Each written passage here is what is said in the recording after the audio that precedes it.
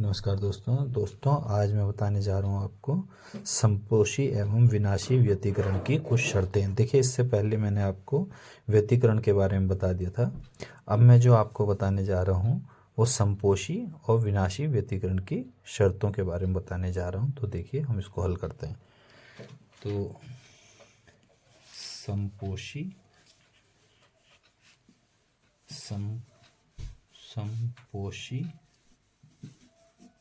एवं विनाशी व्यतिकरण की शर्तें।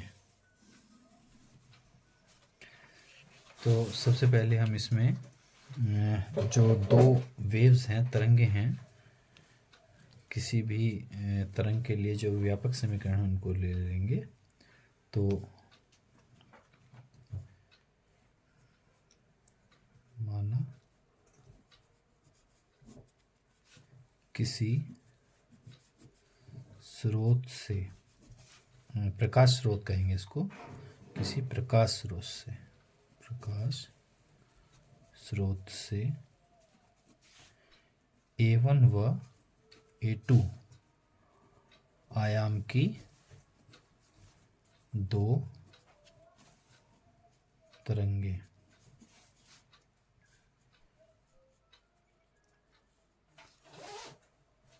जिनके विस्थापन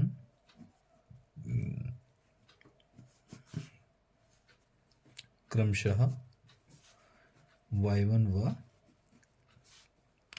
y2 हैं।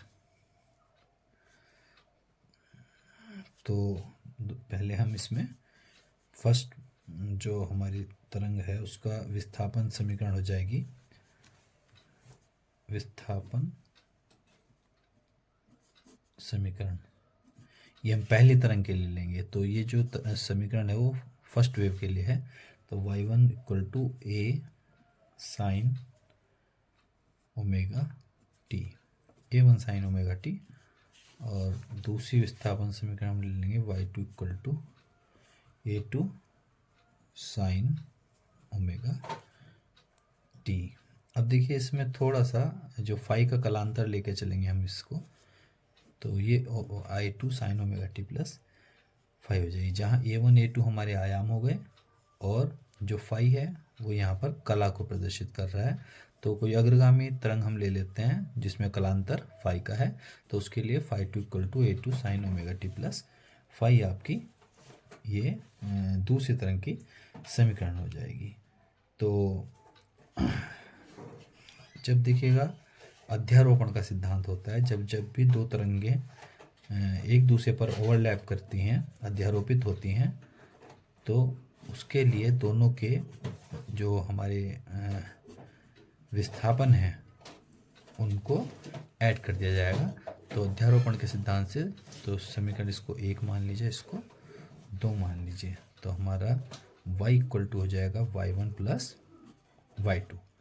अब हमने क्या करना है, देखो, हमने सीधे सीधे दोनों के समीकरणों के मान रख देने हैं, y1 इस समीकरण से और y2 का मान इस समीकरण से। तो यहाँ लिख देंगे समीकरण 1 व 2 से y1 व y2 के मान रखने पर, तो ये हो जाएगा हमारे पास y equal to A1 sine omega T plus A2 sine omega T plus phi. अब देखो, हमने करना क्या है, यहाँ हमारा जो ये तो अपनी जगह रहेगा, लेकिन जो ये फॉर्मूला हमारा लगेगा इसमें साइन ए प्लस बी का फॉर्मूला लग जाएगा। तो साइन ए प्लस बी यानी कि sign A cos B plus cos A sine B. तो ये इसको तो हम ऐसे ही रखेंगे A1 साइन ओमेगा टी, और जब हम इसको खोलते हैं तो जो A2 साइन ओमेगा टी, तो पहले हम इसको अंदर वाले को सॉल्व करेंगे, sine A cos B plus cos A sine B, तो sine omega T cos phi plus cos omega T और साइन फाई, ये हो जाएगा। अब इसके हम अंदर मल्टीप्लाई कर देंगे इससे, तो ये हो जाएगा हमारे पास A1 sine omega T plus, अब अंदर गुणा कर दीजिएगा, A2 sine omega T cos phi plus cos, ये A2 की इससे भी मल्टी, देखिए इससे भी होगी और इससे भी होगी, A2 की मल्टीप्लाई इससे भी होगी, तो A2 cos omega T sine phi. अब हमने क्या करना है, देखिए इसमें साइन ओमेगा टी दोनों में, इसमें ये कॉमन हो जाएगा, तो हमारे पास आ जाएगा ये हो जाएगा हमारे पास A1 sorry sine omega T हम इसमें कॉमन ले लेंगे, तो अंदर बचेगा A1 plus A2 cos phi, और इसमें हमारा हो जाएगा plus A2 cos omega T और साइन फाई।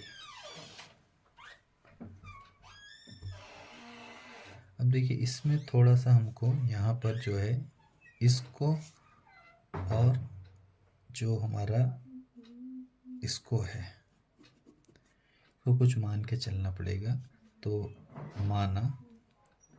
मान लीजिएगा A1 plus A2 cos phi, ये कोस का कंजुगेट है तो इसलिए हम इसको मानेंगे equal to R cos theta, ये कोस में ही लेना, कोस की टर्म में कोस फाई को लेना, और जो हमारा साइन वाला है ये बचा हमारे पास A2 साइन फाई, इसको हम ले लेंगे R साइन थीटा। इसमें हम इस इक्वेशन को इसमें इक्वेशन नंबर 3 में रख दिया, देखिएगा A1 plus A2 cos phi की जगह हमने क्या रखना है, R कोस थीटा, और जहाँ A2 साइन फाई है इसको हमने रखना है, साइन को साइन की टर्म में लेना है और कोस को कोस की, तो समीकरण 3 में उपरोक्त मान रखने पर, तो ये हमारे पास आ जाएगा, देखिएगा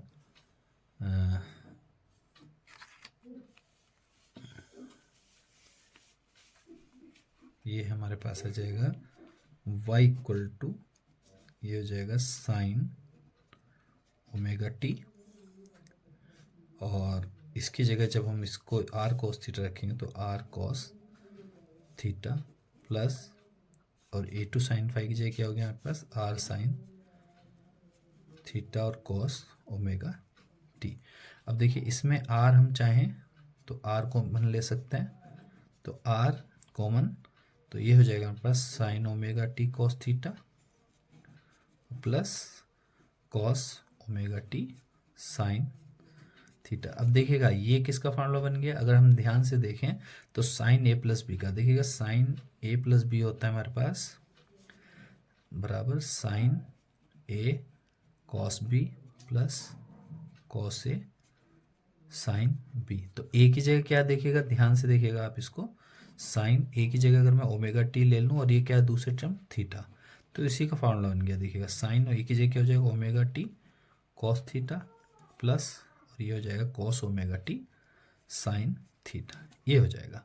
तो ये फार्मूला देखिएगा, ये पूरा फार्मूला है ये, तो ये फार्मूला किसका बन गया, साइन ओमेगा टी प्लस, यानी मैं क्वेश्चन नंबर 4 को चाहूँ तो इसकी टर्म में लिख सकता हूँ, यानी ये फार्मूला किसका बन गया, sign omega T plus theta का। तो y इक्वल टू आर, और ये पूरी टर्म ये देखिएगा, ये पूरी टर्म ये क्या बन जाएगी r, और ये अंदर आ जाएगा sign omega T plus theta. तो हमारे पास ये फार्मूला आ गया, इसको मान लीजिएगा इक्वेशन नंबर 5। तो यहाँ तक आपको क्लियर हो गया होगा। तो इस तरह से हमने देखा, ये हमारा भी क्या आया, हमारा जो कुल एक तरह से विस्थापन कहेंगे, कुल विस्थापन, ये हमारे पास आ गया y equal to R sine omega T plus theta. अब हमने क्या करना है, देखिएगा इस वाली इक्वेशन को और इसको मान लेते हैं हम इक्वेशन नंबर ए, और इसको मान लेते हैं इक्वेशन नंबर बी। अब हमने क्या करना है, इन दोनों का, इसको तुमने ले लिया, इन दोनों का होल स्क्वायर कर दीजिएगा, यानी इसका भी होल स्क्वायर और इसका भी, और दोनों को जोड़। देखिए क्यों कर रहे हैं, क्योंकि इससे हमारा आर की वैल्यू आ जाएगी, क्योंकि जब हम स्क्वायर करेंगे तो आर स्क्वायर की वैल्यू आएगी, उससे ही हमारी आर की वैल्यू निकल जाएगी। क्योंकि आर हम किसको ले रहे हैं, एक तरह से हम रिजल्टेंट एम्पलीट्यूड को ले रहे हैं, यानी परिणामी जो आयाम आया है उसको हम क्या ले रहे हैं, आर ले रहे हैं। तो यहाँ हम एक काम करेंगे, समीकरण कौन कौन सी है ये देखिएगा। इक्वेशन ए और बी दोनों का वर्ग करके जोड़ने पर इक्वेशन ए, पहले मैं इक्वेशन उतार लेता हूँ इसको। इक्वेशन ए क्या थी हमारे पास, इक्वेशन ए थी हमारे पास a1 plus a2 cos phi, a1 plus a2 cos phi equal to क्या थी, r cos थीटा। ये हमारे पास इक्वेशन नंबर ए थी। और दूसरी इक्वेशन हमारे पास क्या थी, ये थी हमारे पास a2 sin phi equal to r sin theta, यानी a2 sin phi equal to r sin theta, a2 sin phi equal to r sin theta. ये हमारे पास इक्वेशन बी। तो हमने इसमें क्या करना है, दोनों को इक्वेशन ए और बी का होल स्क्वायर करके, यानी दोनों का पूर्ण वर्ग करके उसको जोड़ देना है। इक्वेशन ए व इक्वेशन बी का पूर्ण वर्ग करके जोड़ने पर, तो ये हो जाएगा हमारे पास। तो पूर्ण वर्ग जब हम करेंगे तो a1 plus a2 cos phi, इसका हमारे पास हो गया whole square, plus a2 sin phi, और इसका भी हमारे पास क्या हो गया, होल स्क्वायर इक्वल टू, जब हम इसका होल स्क्वायर करेंगे तो ये हो जाएगा R square cos square theta, plus और जब इसका करेंगे तो R square sine square theta. जब हम इसको खोलेंगे तो ए प्लस बी का होल स्क्वायर, यानी A square plus B square plus 2ab, यानी a1 का square plus a2 square cos square phi, और प्लस इन दोनों की मल्टीप्लाई 2a1 a2 कोस फाई, प्लस अब इसका स्क्वायर करेंगे तो a2 स्क्वायर और sine square phi equal to are square, इसमें कॉमन ले लेंगे तो cos square theta plus sine square theta हमारा अंदर आ जाएगा। तो देखिएगा यहाँ ध्यान देने की बात है थोड़ा सा, जब हम इसको करते हैं तो इसका स्क्वायर हमने किया, इसका भी कर दिया, plus 2a1 a2 cos phi, ये a प्लस बी के होल स्क्वायर का फॉर्मूला यहाँ तक हो गया हमारा। ऐसे ही प्लस a2 स्क्वायर और साइन स्क्वायर फाई। अब देखिए इसकी वैल्यू हमारा 1 होती है, आपको पता है, ये पूरा हमारा हो जाएगा 1 इंटू 1, और ये हमारे पास आ जाएगा। इसमें अब हमने क्या करना है देखिएगा, इसमें भी जो कोस स्क्वायर फाई और साइन स्क्वायर फाई ये टर्म्स एक साथ ले लेंगे, क्या फ़ायदा होगा, क्योंकि cos square phi plus sine square phi फिर से क्या हो जाएगा, 1 हो जाएगा, इसलिए हम इन दो को पास ले लेंगे।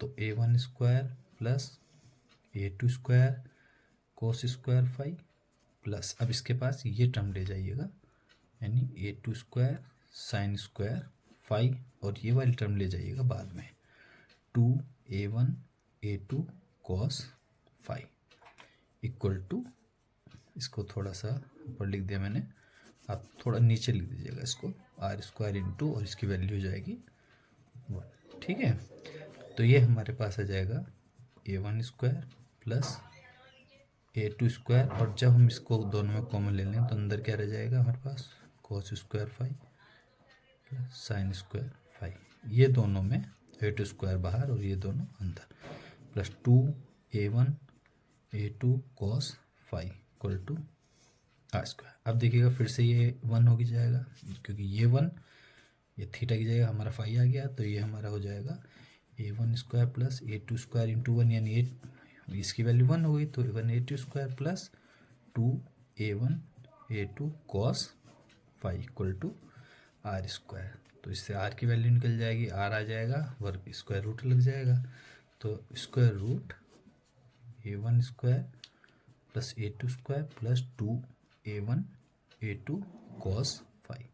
तो इस तरह से हमने, ये हमारी आर की वैल्यू होगी, रिजल्टेंट जो एम्पलीट्यूड हुआ R equal to square root A square plus a1 square plus a2 square plus 2a1 a2 cos phi. तो इस तरह से हमने परिणामी जो हमारा आयाम आया तो वो आ गया r equal to square root a1 square plus a2 square plus 2a1 a2 cos phi.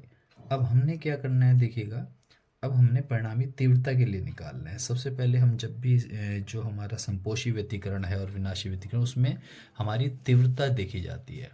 तो विनाशी में तीव्रता न्यूनतम होती है और संपोषी में तीव्रता अधिकतम होती है। तो हम सबसे पहले हम लेंगे जो तीव्रता होती है वो होती है जो हमारी आई है, जो इंटेंसिटी है यानी तीव्रता बोल देंगे, तो प्रकाश की तीव्रता, प्रकाश की तीव्रता, जो प्रकाश की तीव्रता है वो प्रोपोर्शनल टू होती है आयाम के वर्ग के। तो जो परिणामी आयाम है हमारा r है, तो यहाँ हम r को लेके चलेंगे, r का स्क्वायर, यानी i proportional to r square. तो i प्रोपोर्शनल टू और r स्क्वायर की वैल्यू क्या थी, ये थी। तो हम सीधे इसमें लिख सकते हैं a1 square plus a2 square plus 2a1 a2 cos phi. ये हमारा आई प्रोपोर्शनल इसके हो गया। अब देखिएगा यहाँ थोड़ा सा ध्यान देंगे, जब हम संपोषी के लिए लेंगे, संपोषी, सबसे पहले हम संपोषी व्यतिकरण लेके चलेंगे क्योंकि हमें शर्तें बतानी है क्या है। तो संपोषी व्यतिकरण के लिए मैक्सिमम वैल्यू जो है, जो हमारी कोस फाई की होनी चाहिए, कोस फाई आप जानते हैं मैक्सिमम क्या हो सकता है हमारे पास, +1 हो सकता है। और ये कब पॉसिबल है, कोस फाई 1 का किस किस केस में हो सकता है। एक तो कोस फाई की वैल्यू कब हो सकती है, जबकि कोस फाई क्या हो, कोस 0 हो, या फिर आपका कोस 2 पाई हो, या फिर आपका कोस 4 पाई हो। यानी अगर हम कोस से कोस इक्वेट करें तो फाई इक्वल टू 0 हो, या फाई इक्वल टू 2 पाई हो, या 4 पाई हो। यानी फाई इक्वल टू या फाई इक्वल टू क्या होना चाहिए, 0 हो, 2 पाई हो, 4 पाई हो। तो इसी से हमारा क्या बन जाएगा देखिएगा, फाई इक्वल टू, तो दो का देखिएगा मल्टीपल 2 में आ रहा है, तो हम इसको कह सकते हैं 2n पाई। तो n को हम पहली बार में 0 लाना है, तो 0, n का मान क्या होना चाहिए, यहाँ पे 0 होना चाहिए। 2 इंटू 0 इंटू पाई यानी 0। तो जहाँ n क्या हो सकता है, n इक्वल टू या तो 0 होगा। अब अगली बार में 2 पाई के लिए n क्या होना चाहिए, 1 होना चाहिए, यानी 1। अगली बार में 2 2 जा 2 2 4, तो 4 पाई कब बनेगा, जब n का मान 2 होगा, यानी 0 1 2। इस तरह से हम इसको, यानी phi equal to 2n pi formula हमारा किसके लिए हो गया, ये हो गया हमारा संपोषी व्यतिकरण। अब हमने क्या निकालना, पथांतर निकालना है। ये तो इसके लिए हो गया, जो जनरली फाई होता है हमारा किसके लिए होता है, कलांतर बोलते हैं इसको, क्यों बोलते हैं कलांतर। अब पथांतर, तो पथांतर के लिए फॉर्मूला हमारा जो होगा,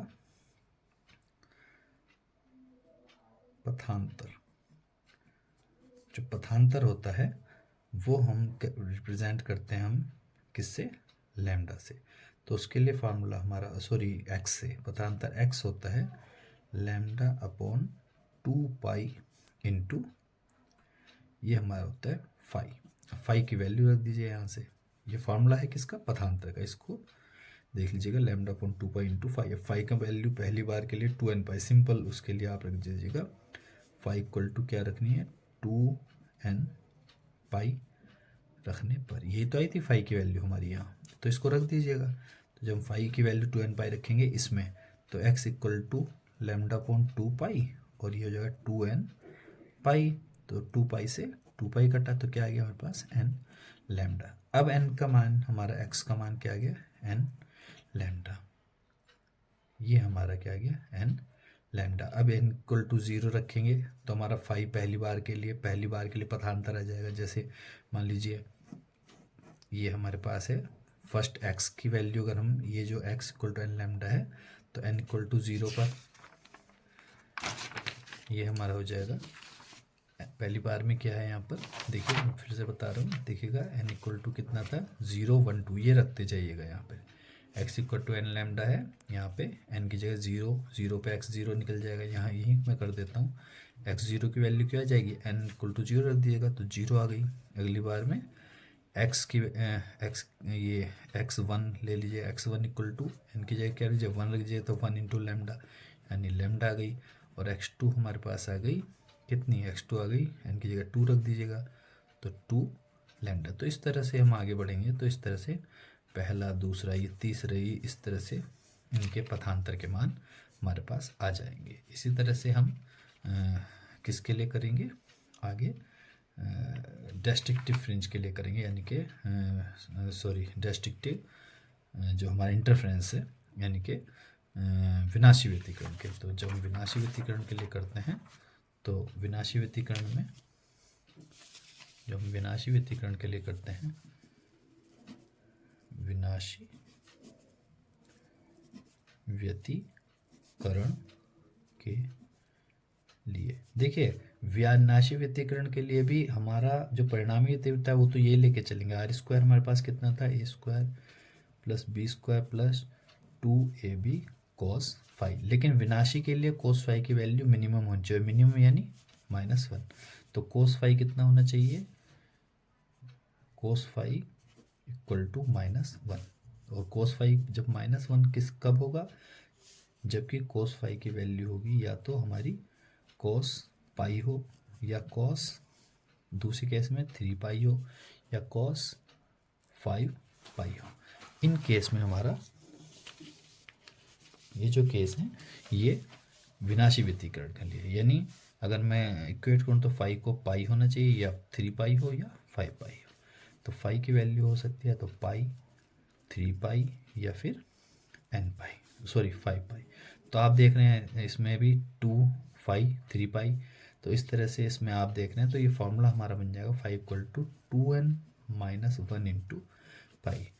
तो जब हम n को क्या रखें, देखिए पहले हमें लाना पाई, तो कब आएगा, जब n की वैल्यू 1 होगी। तो 2 × 1 यानी -1 पाई, यानी कि n = 1 हो, या हमारे पास क्या हो, n = अगली बार में 2 रख के देख लीजिए, n = 2।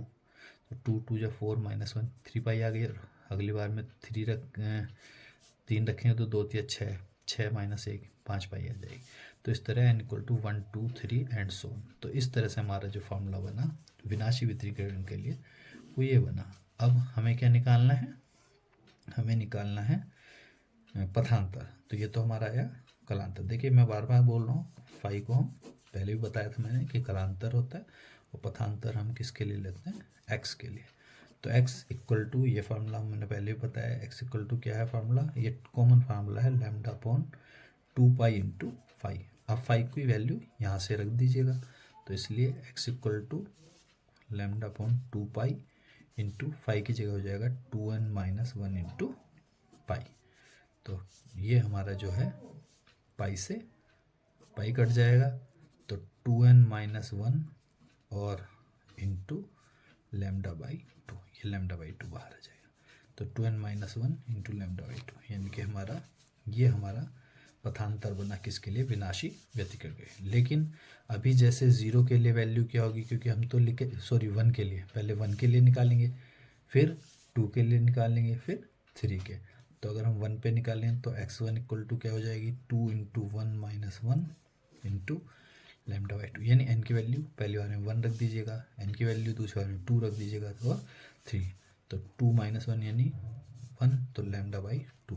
तो x1 की वैल्यू λ/2, x2 हमें निकालना है, तो 2 × इसी फॉर्मूले में 2 रख दीजिएगा, 2 - 1 × λ/2, यानी कि कितना है, 2 2 4 - 1 यानी कि 3 λ/2। ऐसे ही x3 हमारे पास क्या जाएगा, 2 × 3 - 1 × λ/2, यानी 6 में से 1, 6 में से 1 5 5 λ/2। आपने देखा इस तरह से हम x1 x2 और x3, तो तीनों का हमने पथांतर की शर्तें भी बताई आपको और कलांतर की भी बताई। तो इस तरह से दोस्तों ये हमारी कुछ शर्तें थी और एग्ज़ाम की दृष्टि से बहुत महत्वपूर्ण है। सभी बच्चे इसको ध्यान से देख लें। मैं फिर से एक बार रिवाइज करा रहा हूँ आपको, ध्यान से देखिएगा।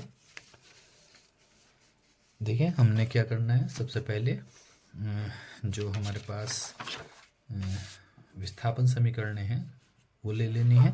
समपोषी विनाशी व्यतिकरण की शर्तें मैं बता रहा हूँ। माना किसी प्रकार से A1 A2 आयाम की 2 तरंगें हैं जिनके विस्थापन y1 और y2 है। तो हम विस्थापन समीकरण लेंगे। तो पहली विस्थापन समीकरण पहली तरंग के लिए, फर्स्ट वेव के लिए हो गई, प्रथम तरंग के लिए, ये प्रथम के लिए हो गई और ये द्वितीय के लिए। तो प्रथम तरंग के लिए हो गई y1 = a1 sin ωt और y2 = a2 sin ωt plus phi. Phi क्यों रखा, क्योंकि ये कोई अग्रगामी तरंग लेके चल रहे हैं जिसमें कलांतर फाई है। अब अध्यारोपण में दोनों सुपर इम्पोज होंगी, यानी एक दूसरे पर अध्यारोपित हो गई हैं, तो इनके परिणामी विस्थापन यानी कि विस्थापन दोनों जुड़ जाएंगे। तो y equal to y1 plus y2, जब हम जोड़ेंगे तो y1 का मान यहाँ से इक्वेशन फर्स्ट से, y2 यहाँ से ले लेंगे। तो a1 साइन ओमेगा टी ये पहले से ले लिया, और a2 sine omega T plus 5 ये दूसरे से ले लिया, दोनों को रख दिया। तो a1 sine omega T plus a2 sine omega T plus 5 यानी a plus B, sine a plus B का फॉर्मूला लगा दिया, sine A cos B sine omega T cos 5 plus cos A sine B यानी cos omega two sign 5। इसके अंदर multiply करेंगे तो a2 sine omega T cos 5 plus a2 cos omega T sine 5, तो खोल देंगे साइन ओमेगा टी। अब देखिएगा इसमें और इनमें क्या कॉमन हो जाएगा, साइन ओमेगा टी। तो साइन ओमेगा टी बाहर लिया, अंदर बचा a1 प्लस a2 कोस 5, इसी तरह ये बचा a2 cos omega T sine 5। अब हमने क्या मानना है, इसको पूरे कंपोनेंट को a1 प्लस a2 कोस 5 को r कोस थीटा मान लीजिए, कोस वाले को कोस में, और इसको कोण के टर्म में लिख लीजिएगा, थीटा की टर्म में, a2 साइन 5 को r साइन थीटा। अब हम इसकी जगह रख देंगे इक्वेशन 3 में। तो समीकरण 3 में उपरोक्त मान रख दीजिएगा। तो साइन ओमेगा टी थाई, इसकी जगह क्या हो जाएगा, आर कोस थीटा। तो sine omega T R cos theta plus a2 यानी a2 साइन 5 की जगह हमारा क्या था, आर साइन थीटा। तो आर साइन थीटा और बचा क्या, कोस ओमेगा टी, ये हमारा आ गया। अब आर हमने दोनों में कॉमन था, बाहर ले लिया, तो अंदर क्या बचा, sine omega T cos theta plus cos omega T sine theta. फिर से ये फार्मूला बन गया हमारा sine omega T plus theta का। देखिएगा sine A plus B sine A cos B plus cos A sine B, इसमें कंपेयर कीजिए तो sine omega T plus theta, यानी हमारे पास आ गया Y equal to R sine omega T plus theta. इसके बाद हमने क्या करना है, हमने इन समीकरणों को लेना है फिर से।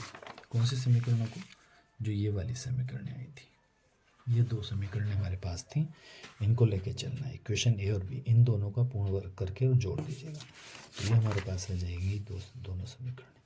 तो a1 इसको जोड़ दीजिएगा, आर कोस थीटा ये थी और ये थी, इन दोनों का पूर्ण वर्ग करके जोड़ने पर, तो इसका पूर्ण वर्ग करेंगे a1 प्लस a2 का कोस 5 का होल स्क्वायर प्लस इसका a2 साइन 5 का होल स्क्वायर, फिर आर कोस थीटा का होल स्क्वायर हो जाएगा ये, r square cos square theta और आर साइन थीटा का स्क्वायर साइन स्क्वायर थीटा। इसको खोल दीजिएगा, तो जब खोलेंगे a प्लस बी का होल स्क्वायर खुल जाएगा, a square plus a1 square plus a2 square cos square 5 plus 2ab यानी 2a1 a2 cos 5 plus a2 square sine square 5 equal to are square common ले लेंगे तो ये अंदर रह जाएगा, और इसकी वैल्यू होती है 1, ये वैल्यू होती है 1, इसलिए हमने 1 लिख दिया नीचे, आर स्क्वायर इंटू 1।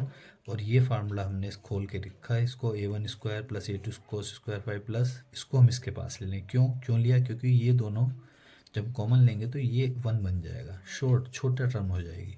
तो कोस स्क्वायर 5 के पास हम किसको ले गए, साइन स्क्वायर 5 को, और बाकी जो बचा इसको बाद में ले लिया, ये हम यहाँ ले गए।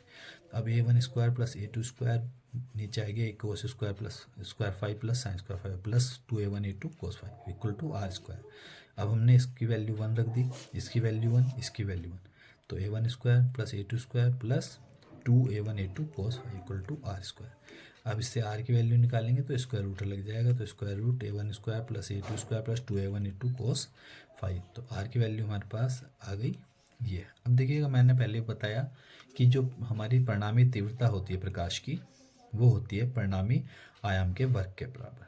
तो जो आई प्रोपोर्शनल टू यानी अनुक्रमानुपाती होती है, जो परिणामी आयाम है उसके वर्ग के अनुक्रमानुपाती। तो इसके आर स्क्वायर की वैल्यू रख दीजिएगा, आर स्क्वायर ये रहा हमारा, ये हमने यहाँ रख दी। अब संपोषी यानी अधिकतम जो जहाँ तीव्रता होती है वहाँ संपोषी व्यतिकरण होता है। तो अधिकतम तीव्रता कब होगी, जब कोस 5 की वैल्यू 1 होगी, पॉजिटिव होगी। तो यहाँ कोस 5 को हमने क्या ले लिया, +1। तो कोस 5 को +1 किस केस में हो सकता है, जब या तो कोस 5 कोस 0 हो, या फिर कोस 5 कोस 2 पाई हो, या फिर कोस 5 कोस 4 पाई हो। तो 5 इक्वल टू 0 हो सकता है, 5 इक्वल टू 2 पाई हो सकता है, 5 इक्वल टू 4 पाई। तो 5 इक्वल टू 0 2 पाई 4 पाई, तो यानी कि फार्मूला 2n पाई। देखिएगा मल्टीप्लाई करके देख सकते हैं, n इक्वल टू 0 रख के देख लीजिएगा, तो 2 इंटू 0 इंटू पाई यानी 0 आ जाएगा। चेक करने के लिए 1 रखिएगा तो 2 पाई, फिर 2 रख के लिए 2 इंटू 2 यानी 4 पाई।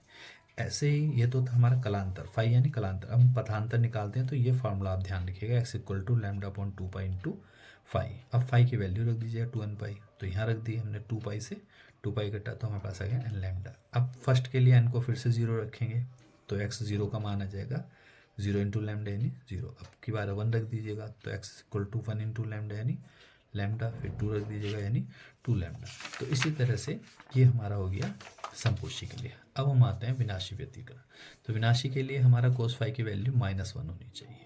फॉर्मूला वही फिर से r² की वैल्यू, लेकिन cos फाई क्या होगा, -1 होगा। तो cos फाई -1 किन केस में हो सकता है, जब cos पाई यानी 180 वैल्यू हो, या cos 3 फाई हो, या 5 पाई हो, या फाई इक्वल टू पाई हो, फाई इक्वल टू 3 पाई हो, या फाई इक्वल टू 5 पाई। देखिए याद करने का सिंपल तरीका, अगर आपने ये भूल जाते हैं तो मैं ये बताता हूँ, ये विषम संख्याएं आ रही हैं और समपोषी में आपकी सम आ रही हैं। देखिएगा 2 पाई 4 पाई, 2 से गुणा कर दीजिएगा, और यहाँ पर आपकी विषम आ रही है, यानी 1 पाई, 3 पाई और 5 पाई। ये थोड़ा सा बच्चों को याद करने का शॉर्ट ट्रिक है। तो इस तरह आपने देखा 5 इक्वल टू पाई, 3 पाई और 5 पाई, यानी कि इसकी शॉर्ट फॉर्मूला बनता है 2n-1 इंटू पाई। एन को 1 रख लीजिएगा, तो 2 इंटू 1 2 - 1, देखिए पाई आ गया, 1 पाई। ऐसे 2 रखिएगा, 2 दूनी 4 - 1 यानी 3 पाई। ऐसे 3 रखिएगा, 2 तिया 6 - 1 यानी 5 पाई।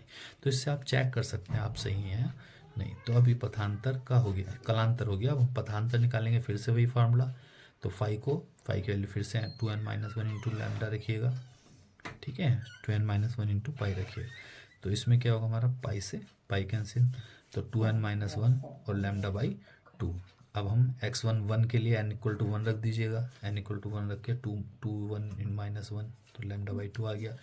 n इक्वल टू 2 रख दीजिएगा, 2 इंटू 2 - 1 इंटू लैम्डा बाई 2 यानी 3 लैम्डा बाई 2। अब की बार इनको 3 रख दीजिएगा, 2 इंटू 3 - 1 लैम्डा बाई 2, 5 लैम्डा। तो इस तरह हमने देखा समपोषी और विनाशी दोनों व्यतिकरण के लिए कुछ शर्तें हैं कि फाई का मान क्या होना चाहिए और पथांतर कितना होना चाहिए, कलांतर कितना होना चाहिए। इसके आगे हम नेक्स्ट उसमें कराएंगे। धन्यवाद।